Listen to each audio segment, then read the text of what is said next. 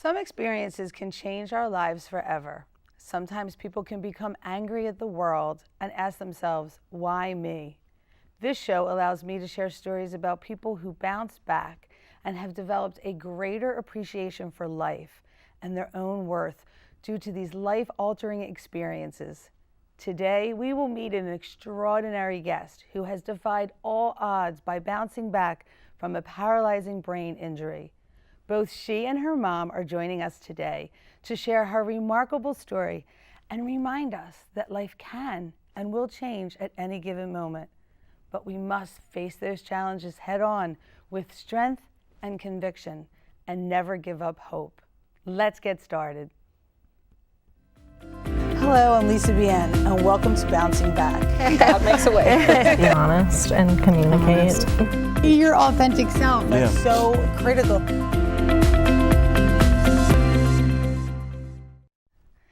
Welcome back to Bouncing Back. 4 years ago, on December 23rd, 2013, Shani Pitts experienced a severe headache and an acute change in her mental state that left her confused and agitated. She was transferred from a local hospital to Thomas Jefferson University Hospital in Philadelphia, where she was ultimately diagnosed with an intense attack of inflammation in the brain and the spinal cord. In January 2014, Shani was transferred to Acuity Specialty Hospital of New Jersey in Atlantic City, New Jersey, where she received intense treatment for a month and began to emerge neurologically. Shani has also received Level 1 inpatient brain injury rehabilitation and more recently, many months of physical therapy at Jefferson Cherry Hill. While Shani was treated at a variety of excellent healthcare facilities, I need to disclose that when I'm not hosting this program or teaching here at Temple's Klein College, I am an employee of Acuity, just to put that on record. Shani Pitts has defied the odds of her original diagnosis. Today, she and her mom, Jennifer Robinson, join us to share her story of defying the odds, that it was believed that never she would walk again or talk again. Now has mobility with the assistance of a walker and continues to make very good progress. Also joining us today is Dr. Nahas. Dr. Nahas received her undergraduate degree in biology from Harvard in 1995. She then went to Rush Medical College, where after a brief detour to obtain her master's degree in instructional technology from the University of Southern California in 1988. She earned her MD in 2001. Welcome, everybody. Thank you for joining us today. I am so excited about this show because I've met you and you have just been such an inspiration to me, and I think that you are truly an inspiration to anybody that meets you. So I thank you, both of you, for coming on our show today and taking the time to share your story with us and your beautiful smile, because you're always... Yeah, I appreciate it. Oh, it's great to have you. So let's tell a little bit about your story and where you are today. How about we start with Mom, or do you want to tell us a little bit about your story? Anything that you remember? I believe I was diagnosed with a brain injury in 2013. I was complaining of headaches, and I was originally, how do I explain it, Mom? Well, you have gone to doctors previous times for different symptoms, and you were, having severe headaches, sinus. It's like a cold. She seemed like she had a cold. That she had a headache. She was complaining of headaches, very severe migraine to grieving processing of headaches. And to grieving processing? Yeah. What does that mean? When she could not control her muscles or her body functioning to the point where it was past migraine. And we didn't understand what was going on because she was healthy. She never had these issues before. So she was, she was like contracting her hands, her feet, and things of that nature. So that was something different that we've never experienced before. Can I ask, had she ever been prone to getting headaches before? Do you remember getting headaches before December of 2013 when this all started?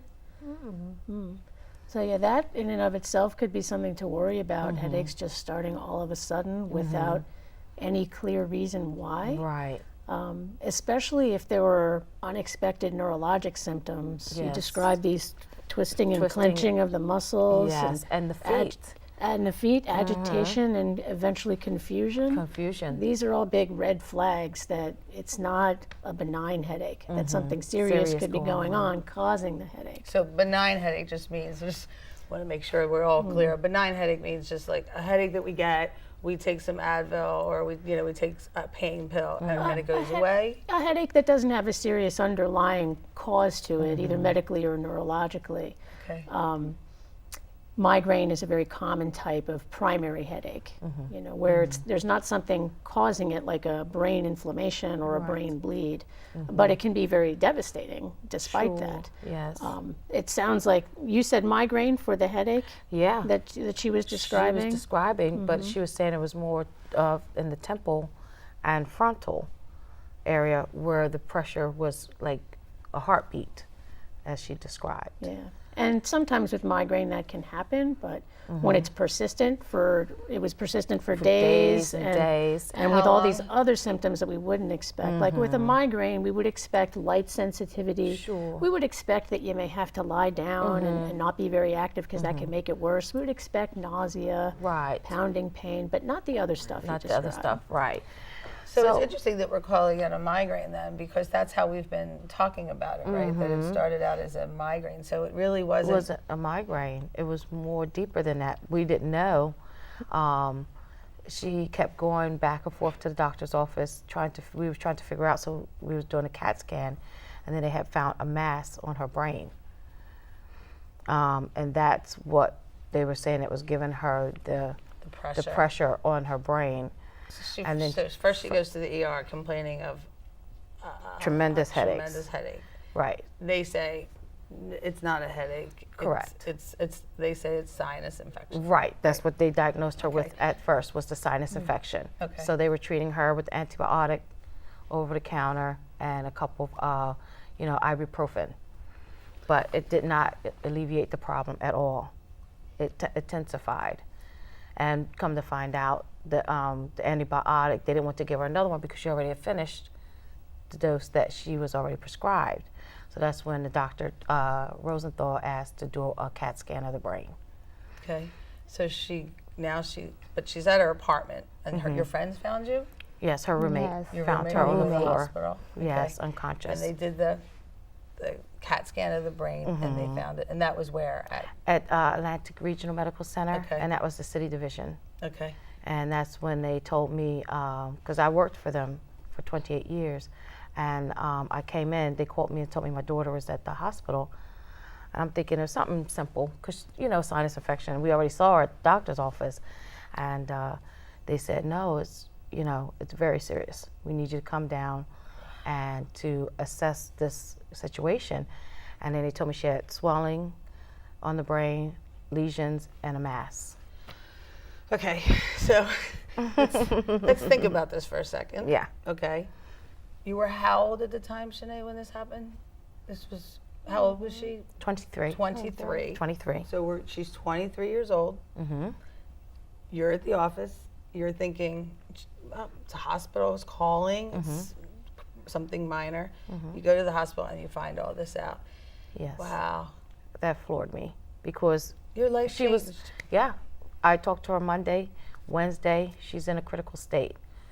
No, complain of headaches, but she kept saying that her vision also was being impaired a little bit. She kept seeing these squiggly lines, like behind her eye, and she kept saying that I can't focus. And I'm like, how can you not focus? I mean, you never had these issues before. She wears glasses, so I assumed that, sometimes you need to change the script, but she was just at Horizon Eye Care, and they just did an eval, so she wasn't due for a script. But then once we found out what the cause was, then we knew it was more serious than a migraine or a headache. Okay. And what was the next step? The next step, they did a spinal tap to see what was causing the swelling and lesions on the brain. And the spinal tap showed, at the hospital, it was supposed to be spinal meningitis.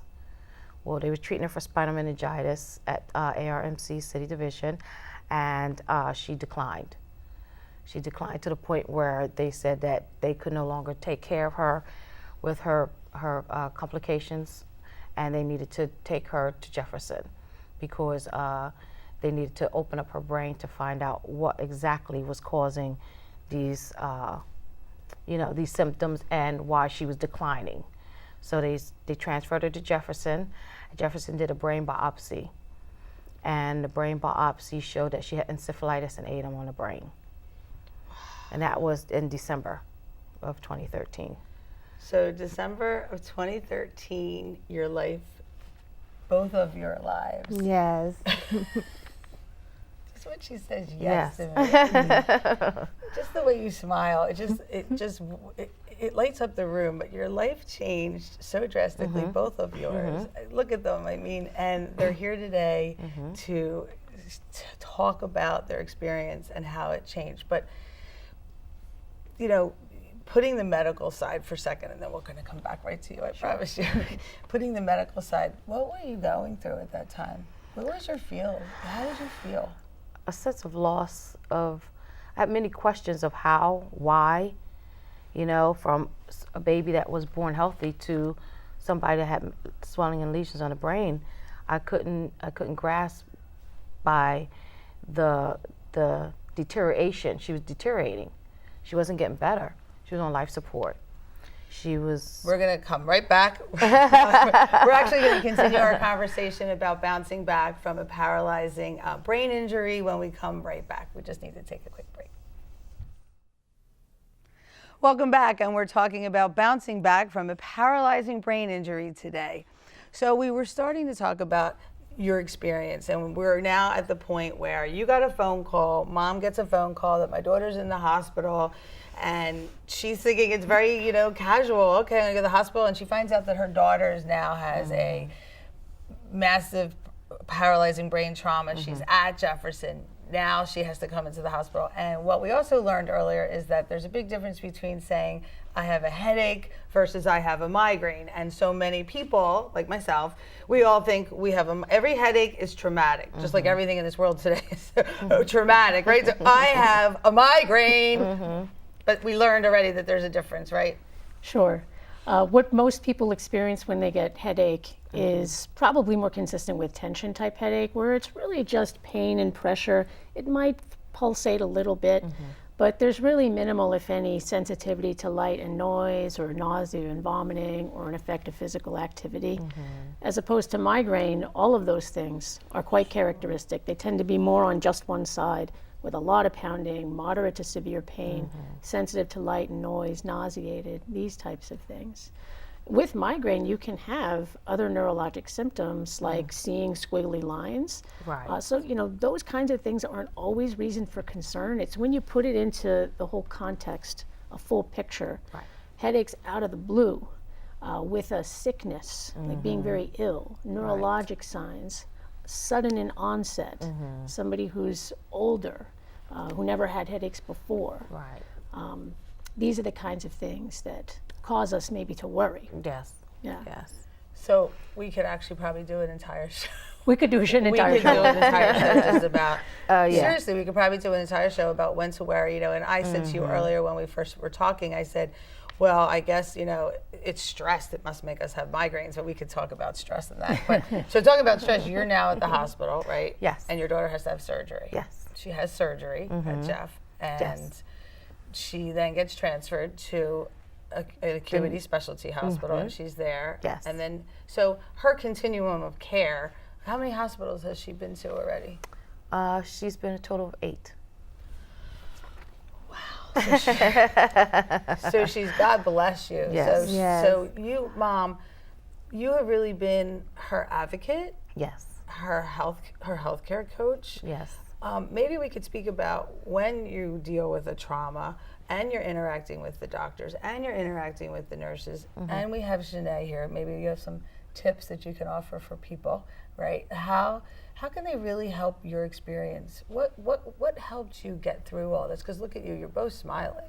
Well, the support of family members and relatives of, other family members who are experiencing the same, not the same thing that she has, but the family members that are there, they're going through the same transitioning that I have been going through with the downfall of a sick loved one that is, you know, they're healthy one minute and then the next minute they're not healthy. So a lot of the families there, we all pull together and, you know, exchange names and, you know, look out for one another. Yes. Look out for one another and, you know, express our sincere, you know, help, what we can do to help, you know, their loved ones. You know, what information that they can give me and what information I can give them. You know, it was very warming to know that you're not the only one that's going through this. And that also is a support group that we, amongst, you know, family members that were there through the hospital and, you know, helping out, advocating their, you know, their experiences and, you know, their concerns and help. And we all still keep up with each other. You do? That's amazing. Isn't that amazing? Yeah. That's amazing. Now, is this something that you find common? Is that when people are going through trauma that they kind of complete strangers instantaneously become friends? Any serious medical problem, particularly a traumatic experience, whether it be physical trauma or biologic trauma like you had from the inflammation in the brain. Right. You know, the three things are so very important. Support, like you already mentioned, teamwork among all of the doctors, nurses, therapists, pharmacists, etc., and optimism, hope. Yes, hope. Your hope. Yeah. How did you keep your hope up? I kept my hope up just seeing her progressing and the doctors and the teams, everybody coming in and informing me of what's the next step and saying that, you know, this is going to be a journey. It's not going to be a quick journey, but this is something that you can look forward to. Not saying that, okay, you know, get the shovel ready. Yeah. You know what I mean? But they was telling me that, look, it's going to be a process. We're not going to be able to tell you how she's going to come out of it, but we know that there's going to be a light at the end of the tunnel. And that was very important to me and enlightening to me as a mother, seeing my daughter at a devastating situation to keeping me positive. On the other hand, I think it's also important to keep in mind that we expect that there may be setbacks. Exactly. And that's not the end of the road. You have to maintain that optimism and say, you're right, this is a journey. Just a journey. We'll have twists and turns, ups and downs. You better believe it. Yes, yes. And it was stick with it, and this is what we can get. You can get. Oh my God, I love that. Stick with it, and this is what you can get. Yeah. And this is what you get. Yeah. So, can you tell us where you are today? You're doing great, right? Yep. Getting more stronger, independent, going to therapy every day, 2-3 times a week. And you're cooking? Yeah, learn how to cook. Wait a second, you're cooking? Yes. You didn't tell me you were I had to bring you this. Occupational therapy had her to cook, and she made macaroni and cheese. I made macaroni and cheese. Oh, that's awesome. So you're really gonna what's the And I made some cookies too. Yep. Yes, they make cookies. And I made cookies. So you're really learning to be independent. Right. Yeah. What's the goal? Like the goal is for her to live on Independent she lives living. With you right now. Correct. Okay. She's independent living is our goal. They also had her to work with a vehicle. Yeah, And she got her driver's license back. Yeah. Your face was great. Yeah. Your face was like, wait, she's getting her She has Yes. her driver's license. You're Motor getting your vehicle driver's I license? have my issued it. driver's license. Yes. Wow. Wait, did you wait till today to tell me this? So now we can This was a meet. surprise. Yeah. Yes, she Your did face receive was it. great. She got it back from the Division of Motor Vehicle. She did pass it in occupational therapy up in Cherry Hill. Wow. I mean, I think everybody really needs to appreciate how far Shani has come. When she came to our hospital, like you said, she was on life support. Yes. Life support for Yes. this. And on life support for so long that life support needed to be made more permanent with a hole in the throat to breathe, Yes. a hole in the stomach to feed her, all kinds of other IVs. Yes. And even when you left the hospital, she couldn't talk. No. She could barely move. Yes. I mean, it's just amazing to see No functioning mobility at all. basically none. A little bit of movement on one side. One side, and that was it. And sometimes she would open and close her eyes, but no vocal. No, and not like doing anything you asked, like show me your thumb, couldn't do that. Nothing. Yeah. No signals, no brain signals at all. Right. It's at that incredible. time. It's incredible. It's incredible. So. It is so incredible. I guess I want to say to you, Mom, like every day, is it different now for you than it was? It is. It's different and it's enlightening because it's something that I would never dream that I would see again. You know, from taking it for granted in the beginning and then going through a transitioning and a journey that, you know, something saying that she would possibly never walk, talk, or be, you know, here When you to- say taking it for granted, you mean you were like taking day to day Oh, yeah. that we all. Oh, yeah.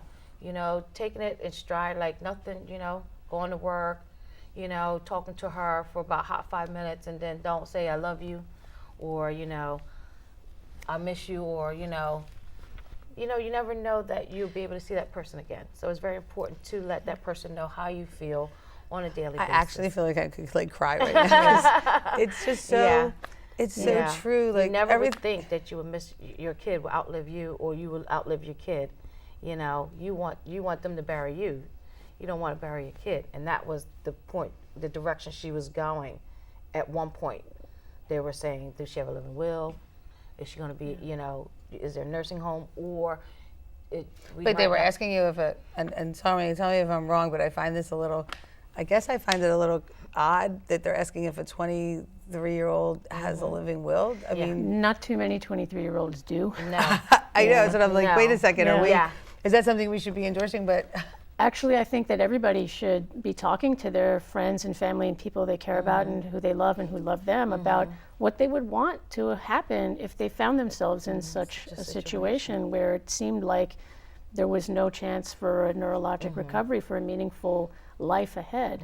It's rare for that to occur, but this could happen to anybody. We think of tragedies like car crashes or other injuries, but this ADEM stands for acute disseminated encephalomyelitis. It's a mouthful, which is why we just call it ADEM. Right. But it's inflammation of the entire brain. So all parts of the brain and the spinal cord can be affected. And sometimes it comes after a respiratory illness. So maybe the sinus infection was kind of the precursor. Right.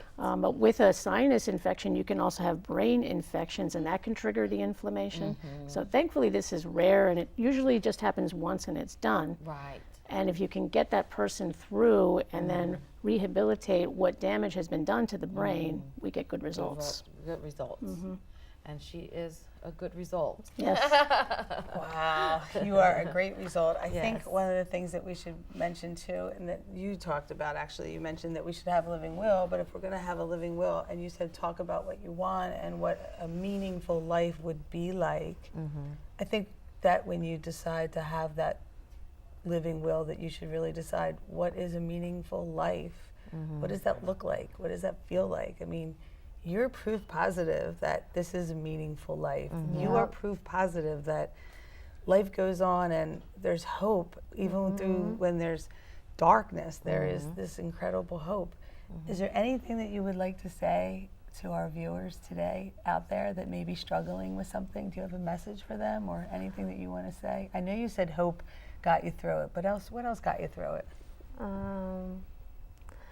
To just live each day like it's your last, and to just be grateful for life, and to be thankful for every day that you're here, and to just be careful that live